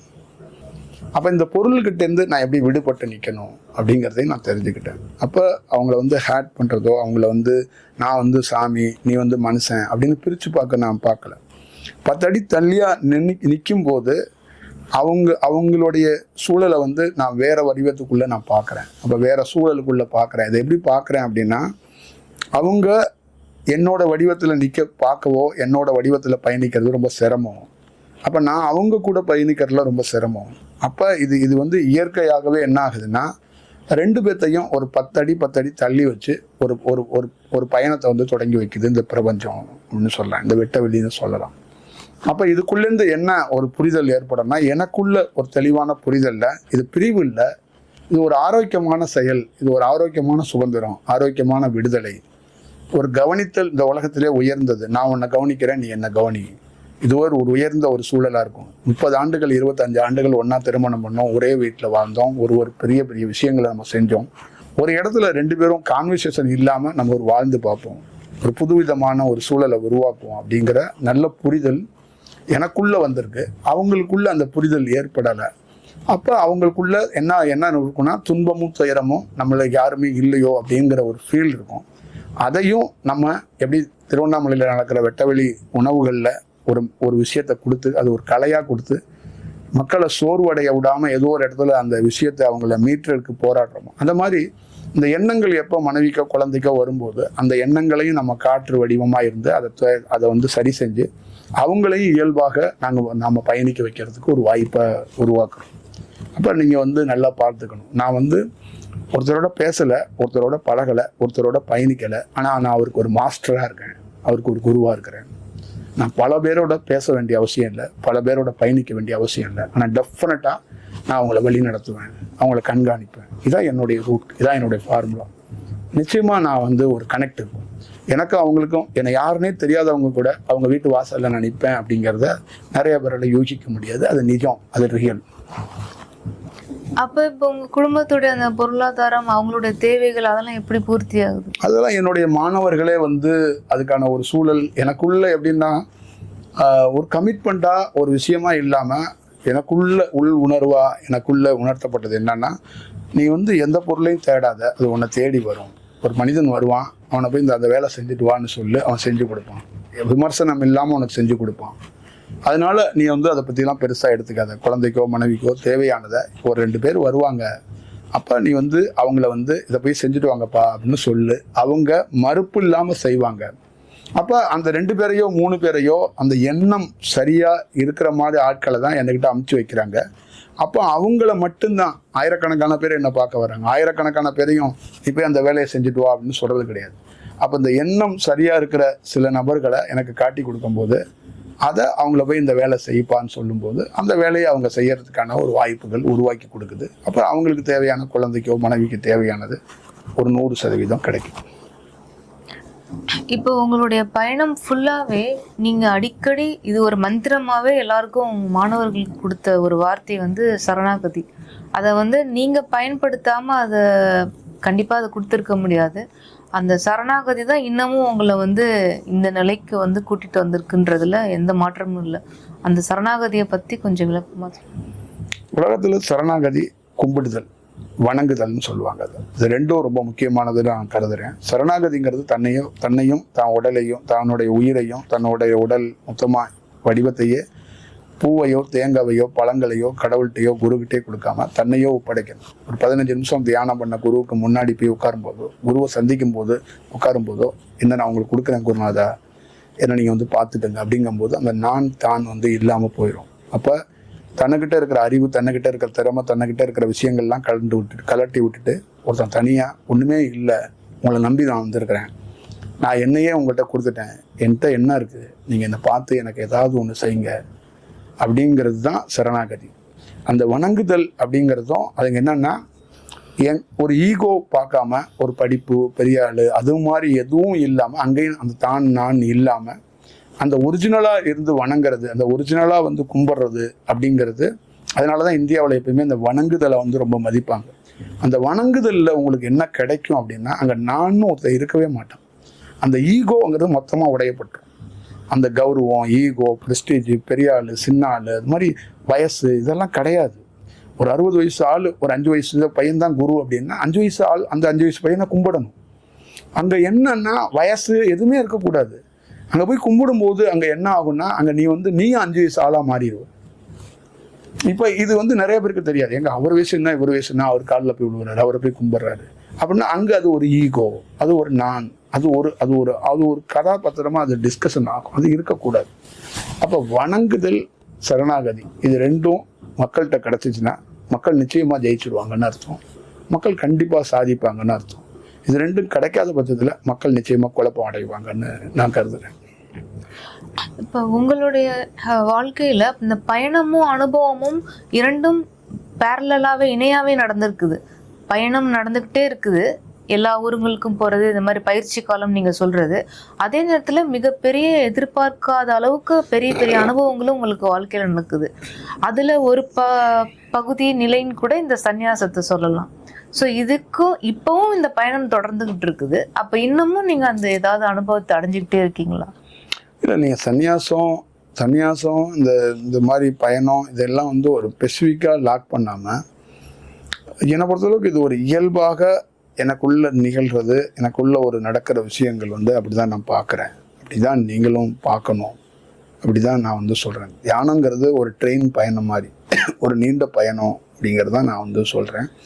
அதுக்குள்ளே தினந்தோறும் ஒருத்தர் வளர்றாரு, தினந்தோறும் ஒருத்தர் வாழ்கிறாரு, தினந்தோறும் ஒருத்தர் உருவாக்கப்படுறாரு, தினந்தோறும் புது புது செயல்களை அவருடைய புதுப்பித்தலில், அவருடைய மெமரியில், அவர் ஞாபக சக்தியில் அவருக்கு புதுப்பிக்கப்படுது. அப்போ ரொம்ப கவனமாக, ரொம்ப கையாளுறதுல ரொம்ப விதமாக அவர் மாறுறாரு. ஒரு காலத்தில் திங்கள்னா என்ன, செவ்வாய்னா என்ன, புதன்னா என்ன, வியாழன்னா என்ன, வெள்ளினா என்ன, சனினா என்ன, ஞாயிறுனா என்னன்னு தெரியாது. எல்லாம் ஒரு கிழமைன்னு நினச்சோம். இன்றைக்கெல்லாம் அப்படி கிடையாது. திங்கள்னா என்னன்னு நமக்கு முழுமையாக தெரியும். செவ்வாய்னா என்னன்னு எனக்கு முழுமையாக தெரியும். ஒவ்வொரு தேதினா என்னன்னு எனக்கு முழுமையாக தெரியும். அமாவாசை, பௌர்ணமி, சஷ்டி, கிருத்திகை, இது எல்லாத்தையும் எனக்கு இதெல்லாம் ஏன் பிறந்துச்சு, ஏன் வாழுது, ஏன் இது மக்களோட கனெக்ட் ஆகுது, ஏன் மக்களோட இதெல்லாம் மக்கள் ஏன் இதெல்லாம் வணங்குறாங்க, இதுக்குள்ளே என்ன சொல்ல நினைக்கிறாங்க, இதெல்லாம் என்னன்னு ஒரு கிளியராக என்னால் அதை பார்க்க முடியும். ஏன்னா சஷ்டியோ, அமாவாசையோ, கிருத்திகையோ, பௌர்ணமியோ அது ஒரு நாளாக இருக்குல்ல, நானே அந்த நாளாக மாறி இருக்கிறத நான் பார்த்துருக்குறேன். நானே ஒரு அமாவாசையாக இருந்திருக்கிறேன், நானே ஒரு பௌர்ணமியாக இருந்திருக்கிறேன். இதெல்லாம் வெறும் வார்த்தையாக சொல்ல முடியாது, உண்மைதான். அப்போ ஒவ்வொருத்தரும் என்னன்னா, நீ மனிதனாக இருக்கிற வரைக்கும் தான் திங்கக்கிழமையோட கனெக்ட் ஆக மாட்டேற. நீ மனிதனாக இருக்கிறனால தான் செவ்வாய்க்கிழமையோட கனெக்ட் ஆக மாட்டேற. நீ மனிதனாக இருக்கிறனால தான் பௌர்ணமியை ஒரு ஏதோ இந்து புராணத்தில் இருக்கக்கூடிய ஒரு ஆன்மீகத்தில் கொண்டாடக்கூடிய ஒரு விழாவை பார்க்குற. பௌர்ணமியே நீ தான் அப்படின்னு சொல்லிட்டேன்னா, அப்போ உனக்கு ஏன் துன்பம் வரப்போகுது, நீ ஏன் போய் பரிகாரம் பண்ண போகிற, நீ ஏன் திருவண்ணாமலையில் போய் கிரிவலம் வரப்போகிற? ஒரு பௌர்ணமி கிரிவலம் வருமா? அப்போ நீ பௌர்ணமியை தனியாக பிரித்து பார்க்கறனால தான் நீ கிரிவலம் வர்ற. நீயே பௌர்ணமியாக இருந்தானா எப்படி கிரிவலம் வருவ? அப்போ உனக்குள்ள என்னன்னா, எதெல்லாம் நீ பிரித்து பார்க்க அது ஒரு வேலையாக மாறுது, அது ஒரு துன்பமாக மாறுது, அது ஒரு கடமையாக மாறுது. அதை ஒரு ஒர்க்காக எடுத்து குழந்தைகளை, மனைவிகளை அழைச்சிட்டு குலதெய்வம் கோயிலுக்கு போகிறது, மொட்டை போடுறது, காது குத்துறது, கிடா வெட்டுறது, இந்த மாதிரி நிறைய வேலையாக பண்ணுறாங்க. அது அதுக்குள்ள உண்மைத்தன்மையாக அவங்களால பார்க்க முடியும். நான் பார்த்துருக்கிற தமிழ்நாட்டில், இந்தியாவில் பார்த்துருக்க எல்லா பேருமே கோயில்கள், வழிபாடுகள் எல்லாமே வேலையாக செய்கிறாங்க. நம்ம வாழ்க்கையில் நடக்கிற துன்ப துயரத்துக்கு இந்த வேலையை செய்யாதனால தான் நாளைக்கே குழந்தைய அழைச்சிட்டு நேராக போய் குலதெய்வம் கோயிலில் போய் தண்ணியை தூக்கி தலையில் போய் குலதெய்வம் கோயிலில் ஊற்றி அதுக்கு ஒரு பூஜை பண்ணி அதுக்கு மாலையெல்லாம் போட்டு வேட்டியெல்லாம் கட்டி அதுக்கு சொந்தக்காரங்களை வச்சு கிடா வெட்டி ஏதோ ஒன்று பண்ணி சாப்பாடை பற்றி பேத்துக்கு போட்டு அங்கே ஒரு விஷயம் பண்ணிட்டு வந்ததுக்கப்புறம் ஏதோ ஒரு நல்லது நடக்க போகிறதா நீங்கள் ஒரு ஃபீல் பண்ணிட்டு வரீங்க. அப்போ அந்த மனம் ஒரு நல்லதை அது விரும்புது. அதே நேரத்தில் கெட்டது நடந்தால் அதுதான் காரணம் அப்படிங்கிறத தெரிஞ்சுக்கணும். இப்போ இதெல்லாம் இப்படி செய்யக்கூடாது. செய்யறதுனால என்ன இருக்குன்னா, ஒரு வேலையாக போயிடும். இப்போ நான் ஒரு வேலையாக செய்யறது இல்லை.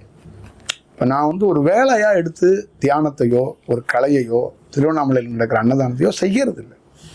ஒரு வேலையை செய்யக்கூடாது அப்படிங்கிறது தான் ரொம்ப முக்கியமானது. அப்போ வழிபாடுகள் அப்படிங்கிறது என்னன்னா, நீயே குலதெய்வமாக மாறிட்டா ஏன் போய் வணங்கணும்? என்னுடைய கேள்வி அதுதான். இப்போ நீங்கள் போய் குலதெய்வத்தை தேடுறீங்களா? குலதெய்வங்கிறது என்ன? உன் குலத்தை காக்கிறது தானே தெய்வம். ஏன் நீ தெய்வமாக மாறக்கூடாது? அதுதான் என்னுடைய குழந்தை மாதிரி நான் கேட்குறேன். ஏன் நீ மாறக்கூடாது? மாறலாமே. உன் குலதெய்வமாகவே நீ மாறிட்டேன்னா உன்னையே நீ வணங்கிக்க, நீ உன்னையே காப்பாற்றிக்க, உன்னால் முடியும் அப்படிங்கிறது நான் சொல்கிறேன். இப்போ நீ இதுக்கு போய் ரொம்ப ரிஸ்க் எடுக்கிற. அதனால் நீ 40-50 ஆண்டுகளில் பல ஆடுகளை, பல கோழிகளை கொண்டுடுற, பல சூழல்களில் பல வேலைகளை பார்க்குற, பல முறை மொட்டை அடிக்கிற, பல முறை காது குத்துற, கடைசியில் நீ ஏமாந்தான் போகிற. அதில் திருப்திகரமாக ஏதாவது நீ ஒன்று பண்ணியிருக்கியா அப்படின்னா நிச்சயமாக இல்லை அப்படிங்கிறது தான். ஒவ்வொருத்தரோட லைஃப்பையும் எடுத்து பாருங்கள். 40 ஆண்டுகள் 50 ஆண்டுகளில் உங்கள் வாழ்க்கை வரலாறு மாதிரி எடுத்து பார்த்தீங்கன்னா, ஒரு 1000 தடவை நீங்கள் தப்பு பண்ணியிருக்கீங்க, 1000 தடவை நல்லது பண்ணியிருக்கீங்க. இப்போ அது ரெண்டையும் கலந்து தான் நீங்கள் வாழ்கிறீங்க. ஒரு நாள் சிரிக்கிறீங்க, ஒரு நாள் அழுகிறீங்க. இப்போ இந்த 2 லைஃப்பும் எதை சொல்ல நினைக்குது அப்படின்னா, உங்களுக்கு பிடிச்சது ஒன்று, பிடிக்காதது ஒன்று. அப்போ நீங்கள் விரும்புறது ஒன்று, அதாவது விரும்பினது கிடைக்கல, இன்னொன்று கிடைக்கிது. இப்போ பரவாயில்லன்னு அட்ஜஸ்ட் பண்ணுறீங்க. அது அம்மாவுக்காகவோ அப்பாவுக்காகவோ. அப்போ நீங்கள் ஒரு விரும்புகிற பொருள், காதலிக்கிற பொருள், இல்லை காதலிச்ச பொண்ணு கிடைக்கல, இப்போ இன்னொரு பொருள் வருது. அப்போ வேறு வழியில் அம்மாவுக்காக அப்பாவுக்காக அட்ஜஸ்ட் பண்ணி போகிறேன் அப்படிங்கிறது. அப்போ எல்லாமே எதை காட்டுது அப்படின்னா, துன்பத்தை தான் காட்டுது. ஒரு துன்பமே ஒரு இடத்துல துன்பத்தையே நீங்கள் இன்பமாக கிரியேட் பண்ணுறீங்க. புரியுதுங்களா? இதுதான் ஒரு விஷயம். தீபாவளிக்கு ஒருத்தன் பெரிய சந்தோஷமாக இன்பமாக இருக்கிறான். 2 நாள் கழித்து அந்த தீபாவளிக்கு வாங்கின கடனில் துன்பமாக மாறியார். அப்போ அவன் என்ன நினைக்கிறான்னா, தீபாவளி அன்னைக்கு இன்பம், அடுத்த நாள் துன்பம்னா பரவாயில்லன்னு நினைக்கிறான். அதே தான் வீடு கட்டவோ, இல்லை பைக் வாங்கவோ, கார் வாங்கவோ, லோன் வாங்கி துன்பம், அதை பரவாயில்லன்னு நினைக்கிறான். அந்த துன்பத்தை ஊருக்காகனாச்சும் சந்தோஷத்துக்காகனாச்சும் அந்த துன்பத்தை அவன் அதை அனுபவிக்கிறதுக்கு கொண்டாடுற மாதிரி ஒரு விழா மாதிரி அவன் அதை மாறுறான். அதை ஒரு சூழல் கிரியேட் பண்ணுறான் அப்படிங்கிறது தான் நான் ரொம்ப வருத்தப்படுறேன். ரொம்ப வருத்தப்படுறேன். ஒரு கொண்டாட்டங்களாக ஒரு ஒரு திண்டாட்டங்கள் ரெண்டையுமே மக்கள் வந்து இந்த மாதிரி பண்ணக்கூடாது. ஒரு இயல்பாக அதை ஒரு எடுத்துகிட்டு போகணும் அப்படிங்கிறது தான் அதோடைய சூழல். எந்த ஆர்ப்பாட்டமும் இல்லாமல் எந்த சத்தமும் இல்லாமல் குலதெய்வத்தை நீ வந்து வணங்க முடியும், குலதெய்வத்தோட கனெக்ட் ஆக முடியும். குலதெய்வம் வந்து நீ சத்தம் போடு, மூளாடி, பீப்பி ஊது, மாலை எடுத்துகிட்டு வா, கெடா எடுத்துகிட்டு வா, இது கோழி எடுத்துகிட்டு வான்னு எந்த குலதெய்வம் வந்து உன்கிட்ட சொல்லிட்டு இருக்கா என்ன? அப்போ நீயே கிரியேட் பண்ணுற, நீயே வந்து சொல்கிற, நீ வந்து ஒரு வேலை பார்க்குற. அப்போ அதனால உன் வாழ்க்கையில் என்ன நடக்குது அப்படின்னா இறைச்சல் தான் நடக்குது. இப்போ நீ மாறு. உன் குலதெய்வத்துக்கு ஒரே ஒரு சொம்பில் தண்ணி எடுத்துகிட்டு போய் அந்த குலதெய்வத்திட்ட வச்சு இல்லை அது தலையில் போய் ஊற்றிட்டு அதை கும்பிட்டுட்டு கூட வா. ஏன் அதை உன்னை ஏற்றுக்காதா என்ன? ஏழைய குலதெய்வம் ஏற்றுக்காதா? அப்படி ஏற்றுக்கலைன்னா அது எப்படி உன்னோட குலதெய்வமாக இருக்க முடியும்? அது என்ன ரத்தத்தை குடிக்கிற குலதெய்வமா உன் குலதெய்வம்? அப்போ எதுக்காக கிடா வெட்டுறோம்? எதுக்காக இந்த மாதிரி கொடுக்குறோம்? உயிர் பலிக்கெல்லாம் இங்கே நிறைய வரலாறுகள், சிறு சிறு தெய்வங்களுக்கு வரலாறுகள்லாம் இருக்குது.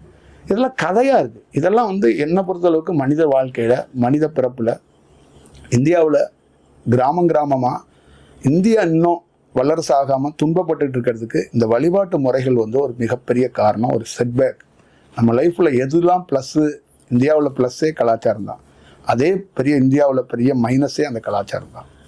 எந்த விழாக்கள் கொண்டாடப்படுதோ அதே விழாக்கள் இங்கே ரொம்ப ஒரு மோசமான விளைவுகளையும் மோசமான கலவரங்களையும் அது முன்வைக்குது அப்படிங்கிறது என்னுடைய கருத்து.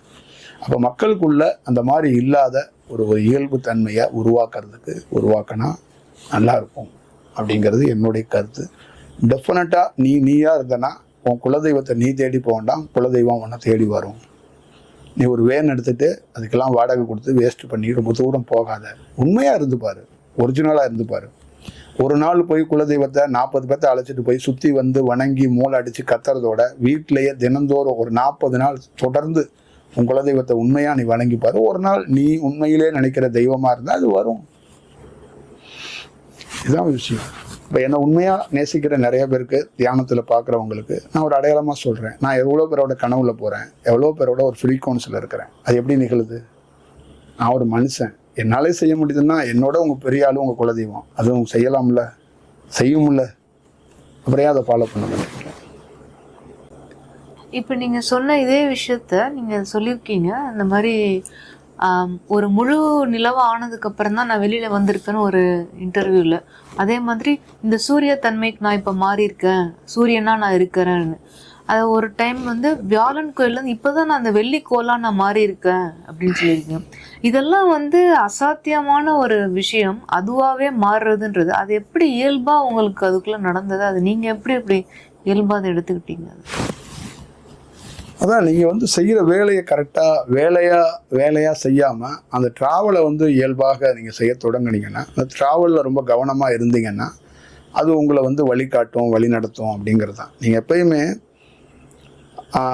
அப்பா அம்மா அப்படிங்கிறவங்கள வந்து வெறும் அப்பா அம்மாவாக நீங்கள் பார்க்குறதோட தாண்டி அது ஒரு வேறு மாதிரி நீங்கள் ஒரு பார்க்க தொடங்குனீங்கன்னா அங்கே எமோஷன் இல்லாத ஒரு நல்ல புரிதல் உங்களுக்கு ஏற்படும் அப்படிங்கிறது தான்.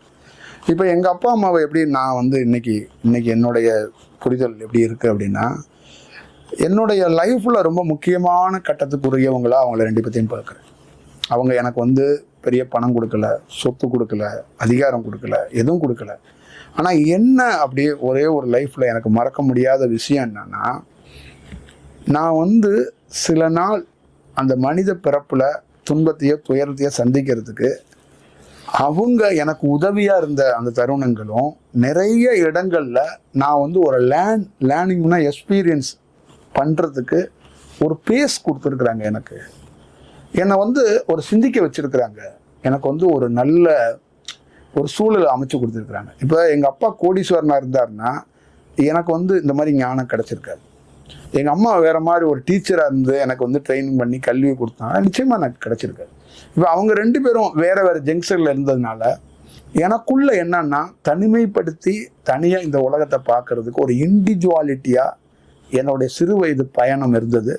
அது என் தாய்க்கும் தந்தைக்கும் தான் அந்த நன்றியை சொல்லணும். என் தாயும் தந்தையும் இந்த மாதிரி ஒரு ஃபீலை வந்து எனக்கு வந்து கொடுத்தாங்க. எனக்கு ஒரு பேஸ் கிடச்சிச்சு. அவங்களுக்கோ தெரிஞ்சோ தெரியாமலோ அது கிடச்சிச்சு. அப்போ நான் என் தாயும் தந்தையும் அப்படி தான் நான் வந்து ஃபீல் பண்ணுறேன். இப்போ நிறைய பேர் தாய் தந்தையை சொத்து கொடுக்கல, அது கொடுக்கலன்னு அவங்க வேறு மாதிரி பார்க்குறாங்க. நான் அப்படி பார்க்கல. அப்போ எனக்கு என்னுடைய புரிதல் இப்படி இருக்குது. அந்த மாதிரி உங்களுக்கு உங்களுடைய புரிதல்கள் ரொம்ப முக்கியம் அப்படின்னு நான் ஒன்று கருதுகிறேன். அதே மாதிரி ரெண்டாவது, இந்த அதுவாக மாறுறது அப்படிங்கிறது வந்து நீங்கள் முக்கியமானது காரணம் என்னென்னா, என்னுடைய குழந்தை பருவத்திலேருந்து இருக்குங்க. அது கிட்டத்தட்ட ஒரு எனக்கு நீங்கள் நினைக்கிற மாதிரிலாம் இது கிடையாது. என்னுடைய வாழ்க்கையில் ஒரு 43 ஆண்டுகளாக இது வந்து நிகழ்து. இது ஒரு நாள் இது ஏதோ கனவு, இது தியானம், இது ஏதோ சக்தி அப்படின்னு நீங்கள் நினச்சிக்கிறீங்கன்னா அது ஒரு முட்டாள்தனமான செயல். எனக்கு கிடைச்ச தியானம் ஒரு 25 வயசுக்கு மேலே கிடைச்சிச்சு. ஆனால் நான் பிறந்ததே தியானத்தில் தான் பிறந்திருக்கிறேன். அதை நீங்கள் உணரணும். அப்போ எனக்கு பர்பஸாகவே நான் தியானத்தில் ஒரு வேலையை செய்ய போகிறேன். ஒரு 25 ஆண்டுகளுக்கு அப்புறம் இவன் வந்து ரூட்டே மாற போகிறான். அப்போ எனக்கு முன்னாடியே ப்ரீ பிளானாக என்னை வந்து திட்டமிட்டு இப்படி தான் பிறப்பான், இப்படி தான் வளருவான், இவனை சுற்றி இப்படி தான் பேக்ரவுண்ட் இருக்கும், இப்படி தான் அப்பா இருப்பார், இப்படி தான் அம்மா இருப்பாங்க, இப்படி தான் அண்ணன் இருப்பான், இப்படி தான் தம்பி இருப்பான், இப்படி தான் சுற்றி இருக்கிற சூழல் இருக்கும், உறவு இருக்கும், இப்படி தான் போவான், இப்படி தான் செய்வான், இந்த டீக்கெட்டில் வேலை செய்வான், ஹோட்டலில் வேலை செய்வான், இந்த ரூட்டில் இந்த கிராஃப்குள்ளே தான் இவன் சுற்றுவான் அப்படின்னு எனக்கு நான் வந்து எங்கள் அம்மா கருவில் இருக்கும்போதே நான் ஒரு ஞானவான் தான். அதை என்னால் உணர்றதுக்கு எனக்கு 25 ஆண்டுகள் ஆச்சு. எனக்கு வந்து நான் பிறந்ததே ஞானம் தான். நான் பிறந்த ரூட்டே வந்து நான் போர் தான். எங்கள் அம்மா சொல்லுவாங்க, நீ பிறந்த உடனே அப்பா ஓடி போயிட்டாருப்பா அப்படிம்பாங்க. அப்போ நான் பிறக்கும் போதே எங்கள் அம்மாவுக்கு சுதந்திரத்தை கொடுத்துட்டு பிறக்கிறேன். அதுக்கு முன்னாடி எங்கள் அப்பா வந்து எங்கள் அம்மாவை அடிச்சுக்கிட்டே இருந்தார். அப்போ வரும்போதே ஒருத்தன் என்ட்ரியே பாருங்கள், அடிச்சு நொறுக்கிட்டு தான் வர்றான். வரும்போதே எங்கள் அப்பாவை தூக்கி கொண்டு போய் அவங்க அம்மா வீட்டில் போட்டேன். அப்போ எங்கள் அம்மாவுக்கு முதல் சுதந்திரம், எங்கள் அப்பா அடிக்கிறதுக்கான பேசே இல்லாமல் போயிடுச்சு. இப்போ முதல் வெற்றி. ஆனால் எங்கள் அம்மாவுக்கு அப்படி தெரியல, அப்படி பார்க்க தெரியலை, அப்படி ஒரு சூழலை உணர தெரியல. அடுத்த வெற்றி என்னன்னு கேட்டிங்கன்னா, எங்கள் வீட்டில் இருந்த நிலம், எங்கள் வீட்டில் இருந்த செயல் எல்லாத்தையுமே அப்படியே விட்டுடுறாங்க. எல்லாமே கொஞ்சம் கொஞ்சமாக போயிடுது. அது எப்படி என்னன்னு கேட்டிங்கன்னா, இந்த சொல்லுவாங்கள்ல, ஒரு மாயையை எரிக்கிறதுக்கு கிருஷ்ணன் வந்து நரகாசுரனை எரித்து தீபாவளியை கொண்டாடினான். அந்த மாதிரி உங்கள் அப்பா, உங்கள் பாட்டன், உங்கள் முப்பாட்டன் சொத்தெல்லாம் எரிங்க. அந்த பாவத்தை ஏன் சுமந்துக்கிட்டே இருக்கிறீங்க? உங்கள் தாத்தா சொத்துன்னு தூக்கிக்கிட்டு ஏன் வர்றீங்க? அதை எனக்கு கொடுத்து அந்த பாவத்தை திருப்பி கடத்தாதீங்க. என்னை விடுங்க அனாதையா, என்னை ரோட்டில் தூக்கி போடுங்க. என்ன நான் வந்து வளர்ந்து வர்றேன், என்னை தூக்கி ஒரு ஆற்றுல போடுங்க, நான் நீஞ்சி வர்றேன். அப்படி தான் எனக்கு வந்து வாய்ப்பை வந்து நானே எரித்தேன். அப்போ இன்னைக்கு நான் எரிக்கிறேன்னு சொல்கிறத குழந்தையிலே எரித்தேன், சொத்தை எரித்தேன், எல்லாத்தையும் எரித்தேன். டவுசர் போட்டுக்கிறதுக்கு டவுசர் கிடையாது, சட்டை கிடையாது, ஒரு சின்னது எதுவும் கிடைக்காது. அப்போ எல்லாம் பேக்ரவுண்டு இருந்தும் ஒன்றும் இல்லாமல் இருந்தேன். அப்போ அன்னைக்கு 3 வயசில் 4 வயசுலேயே ஒன்றும் இல்லை அப்படின்னா நான் அன்னைக்கே வெட்ட வழியில் தான் இருந்திருக்கேன். அன்னைக்கே அந்த ஃபீலை நான் வந்து உணர்ந்திருக்கிறேன். அந்த ஃபீலை வந்து எனக்கு கிடைக்கப்பட்டிருக்கு. அப்போ நான் அதை உணர்றதுக்கு ஒரு 30 ஆண்டுகள் ஆயிடுச்சு. ஒரு டோட்டலாக 43 ஆண்டுகள் என்னுடைய ட்ராவல் வந்து இருந்திருக்கு. அதுக்கு என்னுடைய பிறப்பே அப்படி தான். என்னுடைய தாய் கருவிலே நான் வந்து ஒரு டிசைன் பண்ணப்பட்டு தான். டிசைன்னா நீங்கள் நினைக்கிற மாதிரி இப்படி தான் திட்டம் அப்படிங்கிறது கிடையாது. எனக்குள்ளே அது இருந்திருக்கு. இன்றைக்கி நான் பேசுகிற அத்தனை விஷயங்களும் நான் குழந்தை பருவத்திலே பண்ணியிருக்கேன். இன்றைக்கி நான் பண்ணுறேன், நான் இன்றைக்கி தியானமாக சொல்கிறது, இந்த வடிவத்தை எல்லாத்தையுமே நான் நிறைய வெவ்வேறு வடிவங்களில் நான் வந்து பண்ணியிருக்கிறேன். வெவ்வேறு ட்ராவல் பண்ணியிருக்கேன். நீங்கள் நினைக்கிற சிவனடியாருங்கிறவங்க என்ன பண்ணுவாங்க, வீட்டை திறந்து வருவாங்கல்ல. நான் வந்து 5 வயசில் வீட்டை விட்டு ஓடி போயிட்டேன். புரியுதுங்களா? கிட்டத்தட்ட தமிழ்நாட்டில் வந்து நான் 100கணக்கான டீ கடையில், 100கணக்கான ஹோட்டலில், 100கணக்கான பாத்ரூம் கழுவிருக்கேன். இந்த மாதிரி நிறைய இடங்களில், கெஸ்ட் ஹவுஸுகளில், அந்த ரூமோட கிளீனிங்கில் அந்த பெட்ஷீட்டை எடுத்து விட்றது, அந்த மாப்பு போடுறது, இந்த மாதிரி வேலைகள்லாம் நான் வந்து ஒரு அந்த மைனர் வயசில், சிறு வயசுலேயே நான் ஏகப்பட்ட பணிகள் செஞ்சுருக்கேன். அப்போ ஒரு சிவனடியார் மாதிரி நான் வந்து நகரம் முழுக்க சுற்றி தெரிஞ்சுக்கிட்டே இருந்திருக்கேன். நிறைய விடியும் இல்லை. அப்போ நீங்கள் ஒரு சிவனடியாருங்கிறது ஒரு ஆன்மீக ட்ரெஸ் போட்டு உத்தராட்சை போட்டு சுற்றுறீங்கல்ல, அது இல்லாமல் டவுசர் போட்டு எங்கே போகிறேன்னே தெரியாமல் பயணிச்சிருக்கேன். கையில் காசு கிடையாது, ஏடிஎம் கிடையாது, எதுவும் கிடையாது. ஒரு சிறு வயதில் அப்படியே ஒரு ரயிலில் ஒரு ஒரு ஒரு ஜன்னலில் உட்காந்துட்டு எங்கே போகிறோன்னு தெரியாது, எந்த ஊரில் இறங்க போகிறோன்னு தெரியாது. ஒரு நாள் நைட்டில் போய் திருவாரூரில் இறங்கிட்டேன். திருவாரூரில் இறங்கிட்டு திருவாரூர் சுற்றி பார்க்குறேன், எங்கன்னு தெரியாது. அப்போ போய் நேராக போய் ஹோட்டல்கிட்ட போய் நின்று அப்படியே கை கட்டி எனக்கு வேலை கொடுங்க கப்புன்னு கொடுத்தாங்க. என்ன பண்ணோன்னா, பாத்திரம் கப்பு கழுவுறதுக்கு எனக்கு வேலை கொடுத்தாங்க. நான் போய் கப்பு பாத்திரத்தெல்லாம் கழுவணுன்னா எனக்கு ஒரு 4 இட்லி கொடுத்தாங்க, சாப்பிட்டேன். அப்புறம் எனக்கு வந்து அந்த இது சொல்லுவாங்கள்ல, நம்ம இந்த பண்ருட்டிலாம் இருக்கிற ஒரு பழம் ரொம்ப ஃபேமஸ், முந்திரி பழம். அந்த முந்திரி பழத்தோட கொட்டையை வந்து 2ஆக பிளந்து அதை அடுப்புக்கு யூஸ் பண்ணுவாங்க, அது எரியறது. அந்த மூட்டையில் அடுக்கி வச்சுனா அது மேலே உட்காந்து தூங்கிக்கிட்டு இருந்தேன். காலையில் 4 மணிக்கு 3:15 எழுப்பி விடுவாங்க. இன்றைக்கி நான் தியானத்துக்கு பிரம்ம முகூர்த்தம் 3:15ங்கிறான். அப்போ 3:15 என்னை எழுப்பி விட்டு கப்பு சாசர்கள் எல்லாம் கழுவ வைப்பாங்க. தட்டுக்கள் கழுவ வைப்பாங்க. அப்போ நான் தியானமாக கப்பு கழுவிருக்கேன். அப்போ 3:15 எனக்கு வந்து காலையில் ஒருத்தர் மாற்றி விடுறதுக்கு 8 மணிக்கு வருவான் காலையில். அப்போ எனக்கு 3:15 இந்த தூங்குற வயசில் 3:15 பிரம்ம முகூர்த்தத்தை எந்திரிச்சு கப்பு கழுவிட்டு இருக்கேன், பிளேட்டு கழுவிட்டு இருக்கிறேன். அப்போ 4 மணிக்கெல்லாம் அப்படியே ஃப்ரெஷ்ஷாக இருக்கணும். இல்லைன்னா வர்றவங்க டம்முன்னு அடிப்பாங்க, சூப்பர்வைசருங்கிறவங்க முதலாளிங்கிறவங்க என்ன அடிப்பாங்க. அப்போ எனக்கு அப்போவே இந்த பிரபஞ்சம் வந்து ஒரு வாட்ச்மேன்லாம் போட்டிருக்கு, 3:15 நீ தூங்கக்கூடாது, நீ எந்திரி, நீ ஒரு வேலை செய்யி அப்படின்றது. இதெல்லாம் நீங்கள் என்னவா சொல்லுவீங்க? இதெல்லாம் நீங்கள் என்னவா பார்ப்பீங்க? அப்போ ஒரு ஒரு ஒரு ஒரு ஒரு எல்லா சூழல்லையும் நான் அந்த மாதிரி இருந்திருக்கிறேன். அப்போது நீங்கள் வந்து உங்கள் 12 வயசில் நீங்கள் எங்கே இருந்தீங்க? என் 12 வயசில் நான் வந்து சென்னையில் பல நகரங்களில் சுற்றிருக்கிறேன். எக்மோர்லேருந்து தாம்பரம் வரைக்கும் நடந்தே வருவேன் 12 வயசில். அப்போ என்னுடைய வாழ்க்கை எப்படி இருக்கும் பாருங்கள். பல நாள் மொட்டை மாடியில் குளூரில் அப்படியே படுத்தே கிடந்திருக்கேன், பல வடிவங்களில், பல சூழல்களில். ஆனால் இதெல்லாம் எனக்கு ஒரு துன்பமாக தெரியலை. இதுதான் எனக்குள்ள இருக்கிற ஒரு ஒரு ஒரு மேஜிக் வந்து இல்லைன்னா எனக்கு இது துன்பமாகவே தெரியலை. இது இது இது பேர் நீங்கள் என்ன சொல்லுவீங்க? இதை தான் வந்து பிரிச்சுவலில் நிறைய புக்கு எழுதி வச்சுட்டு ஞானத்துக்கு வந்து மேற்கோள் காட்டுறாங்க. அப்போ வெறும் சும்மா ஒரு ஒரு ஞானம், ஒரு தியானம் பண்ணி ஒரு புத்தருடைய இடத்துல போய் உட்காந்தோ, ஒரு மரத்துக்கிட்ட உட்காந்தோ ஞானம் கிடைக்காதுங்க. ஞானங்கிறது அடிப்படையாக என்னன்னு கேட்டிங்கன்னா, ஒரு கொழுந்து விட்டு ஒரு துன்பம் துயரம் உள்ள எரியணும், ஒருத்தருக்கு நடக்கணும், ஒருத்தருக்கு டிராவல் கிடைக்கணும், அதை சுற்றி சொல்லணும். அவர் வந்து அவருக்குள்ள அப்படி ஒரு ஒரு எழுச்சி, ஒரு ஒரு உள்ள அவ்வளோ பெரிய கடுமையான சூழல் இருக்கும். அப்படி ஒரு சூழல் இருக்கிறவங்க மட்டும்தான் அந்த மாதிரி விஷயத்தை பார்க்க முடியும். சும்மா அந்த பிரபஞ்சத்தில் கண்ணை மூடிட்டு எல்லாரும் உட்காந்து இந்த வெட்ட வெளியை அடைய முடியுமா என்ன? இந்தியா முழுக்க எத்தனை ஆசிரமத்தில் அப்படியே கண்ணை மூடிட்டு உட்காந்துருக்குறாங்க. நம்ம இடத்துலயே நான் போய் நிறைய பேரா நீங்கள் கண்ணை மூடிட்டே உட்காருங்க, நீங்கள் பெரிய ஞானவானம் ஆயிடுவீங்கன்னு நான் சொல்கிறேன்னா என்ன? அப்போ என்னுடைய லைஃப்பை வந்து ஒரு ஒரு ஒரு ஒரு ஒரு பார்ட்டாக பேசுகிறேன் மக்கள்கிட்ட. என்னோட குழந்தை பருவத்தை பேசுகிறேன், என் மிடில் காலத்தில் இருக்கிற வயசில் பேசுகிறேன், என்னுடைய மனைவியோட நான் வாழ்ந்த காலத்தை பேசுகிறேன், யாரும் பேச முடியாத தாம்பத்தியத்தை பற்றி பேசுகிறேன், எனக்கும் என் தாய்க்கு நடந்த உறவை பேசுகிறேன், எங்கள் அப்பாவுக்கு எனக்கு நடந்த உறவை பேசுகிறேன், என்னுடைய அன்னையோட இறப்புக்கு ₹1 கூட காசு இல்லாமல் அந்த அந்த அந்த இறுதி ஊர்வலத்தை எப்படி நடத்த போகிறேன்னு தெரியாமல் இருந்ததை பற்றி பேசுகிறேன். எங்கள் தந்தையார் வந்து கேன்சர் நோயில் துன்பத்தில் துயரத்தில் தவிச்ச போது என்கிட்ட ஒரு தியானம் இருந்து கலை இருந்து அதை நான் வந்து காப்பாற்றுவேனா அப்படின்னு நினச்ச போது கூட காப்பாற்றாமல் ஒரு மகனாக இல்லாமல் ஒரு அந்த கலைக்கு உரியவனாக நின்ன அந்த இடத்த நான் பேசியிருக்கேன் மக்கள்கிட்ட. இந்த மாதிரி நிறைய ட்ராவல்களை மக்கள்கிட்ட நான் வந்து பேசியிருக்கேன். ஏன் பேசியிருக்கேன்னா, மக்கள்கிட்ட என்ன சொல்ல நினைக்கிறேன்னா அப்படின்னா, நீங்கள் நினைக்கிற மாதிரி ஞானம் கிடையாது, ரொம்ப ரியலாக ரொம்ப போராடி நீங்கள் வரணும். அப்போ ஒரு சாதாரண விஷயம் கிடையாது. ஒருத்தருக்கு வந்து ஒரு கிஃப்ட் மாதிரி பிரபஞ்சம் கொடுக்காது. நீங்கள் அதை முதல்ல புரிஞ்சுக்கோங்க. இது லக்கு கிடையாது. வாழ்க்கையில் வந்து சுக்கிரன் திசையில், புதன் திசையில், ராகு திசையில் நடக்கிற மாதிரிலாம் இது கிடையாது.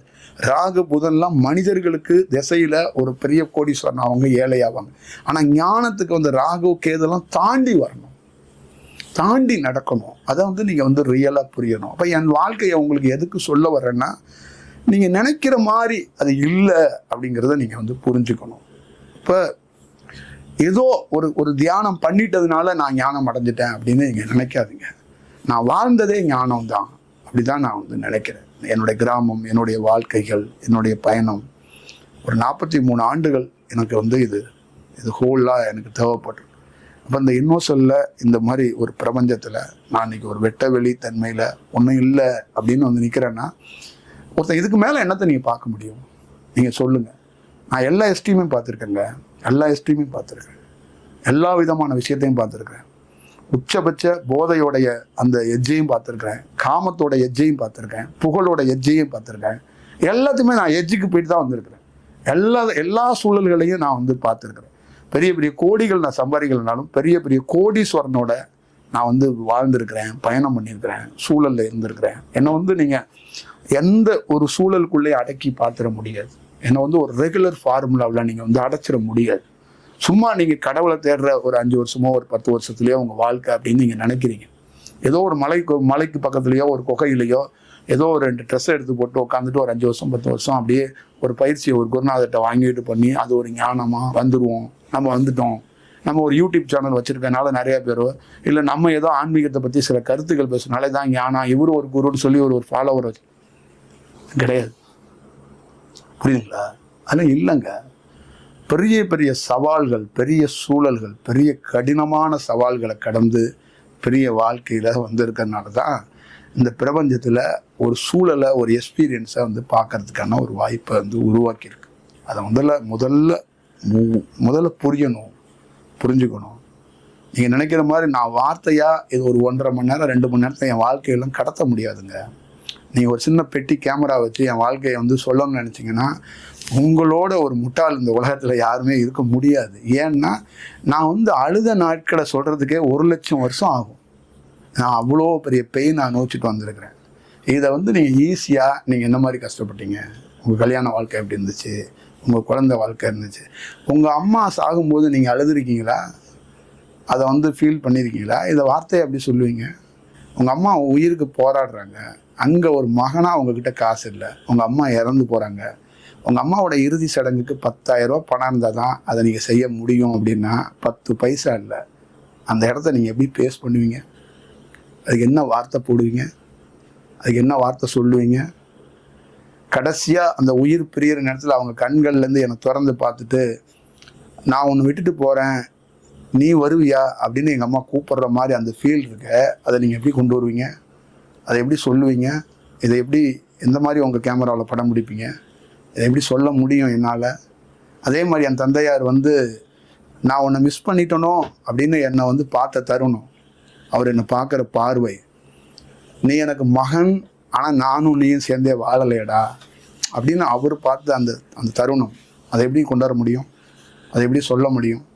தாலி கட்டிய மனைவி வந்து ஒரு ஆன்மீகத்துக்குள்ளே நம்ம போகும்போது லைஃபே போயிடுச்சே அப்படின்னு அந்த அம்மா அழுத தருணம், அந்த அம்மா அந்த கண் கலங்கி அந்த கண்ணு முழுக்க ஆறா ஓடுற தருணத்தில் சாமியா மனைவியா கடவுளா இது என்ன, இது சோதனையா நல்லதாங்கும் போது அந்த அம்மா அப்படியே அழுதுகிட்டோம். நான் இந்த பக்கம் நிற்கும் போதும் அந்த ஃபீலை எப்படி வெளிப்படுத்துவீங்க? அதை எப்படி சொல்லுவீங்க? அதை எப்படி கடத்துவீங்க? அதை எப்படி சொல்ல முடியும்? பிஞ்சு வயசு குழந்தைய 4 ஆண்டுகள் 3 ஆண்டுகள் குழந்தையே இல்லாமல் ரொம்ப போராடி வரம் இருந்து குகைகளும் மலைகளும் தவம் செய்து ஒரு குழந்தையை பெற்றெடுத்து அந்த குழந்தைய மார்புகளில் தூக்கி பெரிய லெவலில் வளர்த்துட்டு அந்த குழந்தையோட வாழ முடியாத, அந்த குழந்தையோட பயணிக்க முடியாமல் அந்த ஞானம் வரும்போது ஊரை விட்டு அப்படி வெளியில் போகும்போது அந்த ஃபீல், அந்த குழந்தை ஏக்கத்தோட அந்த கண்ணீரோட நம்மளை பார்க்குற அந்த பார்வை, அந்த கடினமான சூழ்நிலை 1000 ஈட்டியை வச்சு குத்துற மாதிரி இருக்கணும் இல்லைங்களா? நம்ம ஏதோ ஒரு சுயநலத்துக்காக இந்த ஆன்மீக முடிவெடுத்துட்டோம், இந்த மாதிரி போகிறோம் அப்படின்னு நினைக்கலாம். அது இல்லை. காலம் இந்த மாதிரி ஒரு சூழல், ஏங்க இந்த மோசமான காலம் அப்படி இருக்குன்னா அதுதான் துன்பத்துக்கான காரணம். அதுதான் மனித பிறப்பு துன்பம் அப்படின்னு உங்ககிட்ட அடிக்கடி சொல்லிட்டு இருக்கேன்ல. குழந்தைன்னு ஒன்று இல்லாமல், மனைவின்னு ஒன்று இல்லாமல் இருந்தால் அந்த துன்பம் வந்திருக்குமா? எங்கள் அம்மானு ஒன்று இல்லாமல், எங்கள் அப்பான்னு ஒன்று இல்லாமல் இருந்தால் என் வாழ்க்கையில் சோகம் வந்திருக்குமா? எனக்கு சோகத்தை ஏற்படுத்தினதெல்லாம் யார்? மனிதன். எனக்கு சோகத்தை கிரியேட் பண்ணதெல்லாம் யார்? கடவுளா, சித்தர்களா, குருவா? எல்லாம் மனிதர்கள் தானே. நான் அழுதது யாரால் அழுதேன்? கரடியால் அழுதானா? சிங்கத்தால் அழுதானா? மனுஷன். நான் யாரால் சிரித்தேன்? மனுஷனால் சிரித்தேன். அப்போ மனிதனாக நான் பிறந்தேன், என்னை சுற்றி இருக்கிறவங்களும் மனிதர்கள். அந்த மனிதனால தானே துன்பம். அதனால தான் பிறப்புலேருந்து விடுபடுங்க ராஜா. பிறப்பு வேண்டாம். மிளகா அரைச்சிக்கிட்டே இருக்காங்க. பொண்டாட்டி புள்ள ஃபேமிலி வாழ்க்கை அப்படிங்கிறதெல்லாம் விட்டு தூக்கி எறிஞ்சிட்டு வாங்க. உங்களுக்கு தெரியாது, அது ஒரு பெயின், அது ஒரு துன்பம், அது ஒரு துயரம். கேன்சர் நோயோ ஒரு HIV நோயோ ஒரு வைரஸோட மோசமானது இந்த மனித பிறப்பு. பெரிய துன்பம். உனக்கு குத்தி கிழிச்சிடும். எந்த பக்கத்துலேருந்து குத்தி கிழித்து எந்த பக்கம் வர வைக்கணும்னே தெரியாது. உனக்கு தெரியாது. என்னுடைய அனுபவத்தில் சொல்கிறேன். நான் அதை மாதிரி பார்த்துருக்குறேன். எல்லா விஷயத்துலையும் பார்த்துருக்குறேன். உனக்கு ஒரு நோய் வராது, வந்துச்சுன்னா அப்போ உனக்கு தெரிஞ்சுக்குவேன் பிறப்புனா என்ன. அப்போ நீ அழுவ ராஜா. உனக்கும் ஒரு MBBS டாக்டருக்கும் ஒரு கான்வர்சேஷன் நடக்கும். உனக்கு கேன்சர் மாதிரி நோய் வரட்டும், அப்போ நீ வந்து அந்த பிறப்பை பற்றி நீ யோசிப்ப ராஜா. அப்போ உனக்கு ஒரு மருத்துவத்துக்கும் உனக்கு ஒரு கான்வர்சேஷன் நடக்கும், உறவினர்களுக்கும் உனக்கு ஒரு கான்வர்சேஷன் இருக்கும். என்னுடைய வேலை செஞ்ச ஒரு பையன் கூட சமீபத்தில் அந்த கேன்சர் நோயில் அவன் நிற்கிற அந்த சூழலை பார்க்கும்போது அவன் வந்து துடிக்கிறான். என்கிட்ட எப்படி சொல்கிறது, அந்த வலி எப்படி இருக்கும். என் கூட ஒரு கிட்டத்தட்ட 34 ஆண்டுகள் சீனியர், பெரிய நடிகர்களுடைய பெரிய படங்களில் கோ டைரக்டராக வேலை செஞ்சவர். என்னுடைய படத்தில், வெள்ளிமலை படத்தில் அந்த வைத்தியர் கேரக்டர் அவர் தான். அவர் அப்படி இயக்கத்தோட, கனவோட, லட்சியத்தோட ஒரு மகள், ஒரு மகன், அப்படியே துடிப்போட அப்படியே பெயினோட பெரிய பெரிய நடிகர்களுக்கு கதை சொல்லிட்டு படம் கிடைக்கல. கடைசியாக அவர் நடிகன் ஆனார், சின்ன சின்ன கதாபாத்திரம்லாம் நடித்தார். நான் ஒரு முழுக்க ஒரு ஹீரோ மாதிரி அவரை கூட்டிகிட்டு வந்து அவர் ஒரு வைத்தியராக அறிமுகம் பண்ணேன். என் படம் முடிஞ்சு அவர் ஒரு வாழ்க்கையில் வேறு இடத்துக்கு போவார்னா அவருக்கு ஒரு கேன்சர் நோய் வந்துருச்சு. அவர் அந்த அந்த வலியை வந்து என்கிட்ட கடத்துறதுக்கு என்கிட்ட எப்படி பார்த்தாருன்னா, நீங்கள் ஏதோ சித்தருங்கிறீங்க, போகருங்கிறீங்க, என்னை காப்பாற்றுவீங்களா, எனக்கு ஒரு விஷயம் ஏதாவது கொடுப்பீங்களா அப்படின்னா, இந்த மனித வாழ்க்கையில் எவ்வளோ பெரிய துன்பம். நான் ஒருத்தரை என்னுடைய சக்தியை வச்சு காப்பாற்றலாம் செய்யுது. உலகம் முழுக்க எத்தனை பேர்த்தையும் நான் காப்பாற்றிக்கிட்டே இருந்தால் அது என்ன ஆகும்? அது ஒரு மிஸ்யூஸ் பண்ணுற மாதிரி ஆகாதா?